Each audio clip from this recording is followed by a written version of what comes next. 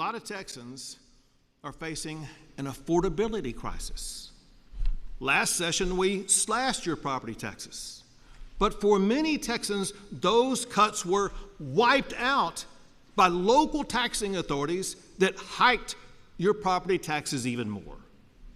That must end this session. As you heard there, one of the first things Governor Greg Abbott would like Texas lawmakers to focus on this session is cutting property taxes again. He named relief for property owners as an emergency item during his State of the State address, and he specifically called for cuts totaling $10 billion. We're digging into how that could happen and what the implications would be if it comes to pass. So joining us this afternoon is Jennifer Rabb. She is the president of the Texas Taxpayers and Research Association, which is a public policy nonprofit here in the state. Jennifer, thanks for taking the time today. We appreciate it. Thanks for having me. I want to begin with that call to bring about $10 billion of property tax relief. The governor said the key to making that happen is closing what he called local loopholes. Talk about what that means exactly in reality. Well, what he's talking about is how tax rates are calculated. Tax rates, or property taxes in general, are intended to be allowed to grow with population and inflation. But the actual tax rate calculations allow more growth than that. So he's talking about tightening down those calculations so that they cannot have, super amounts of growth each year. One other thing the governor mentioned during his speech is that he would like to see elections to raise local tax rates to require a supermajority of support from voters moving forward. That would certainly make it much more difficult to get these tax rates approved based on our own reporting. So what's your stance about that idea? Yes, we agree with that. If a taxing unit wants to raise your property taxes, say 8%, as Harris County actually raised it more than that, and I think the governor was alluding to Harris County.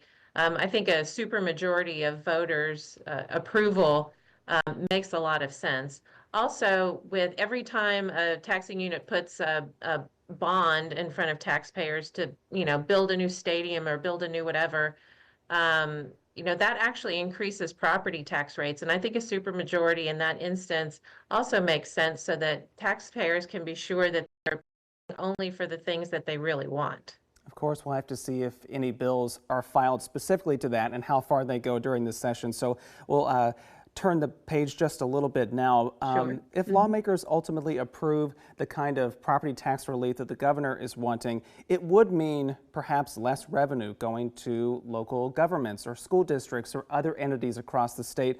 What's the impact that you might imagine that could have on services for taxpayers, because ultimately it is their dollars? Yes, well, I think that the way tax rates are calculated and even the way that we would like to see them calculated, even if the loopholes were closed, will allow taxing units to collect the amount of money, property tax revenue, that they need to provide services. What the governor is talking about is ensuring that voters and property owners aren't getting more government than they actually want through property taxes.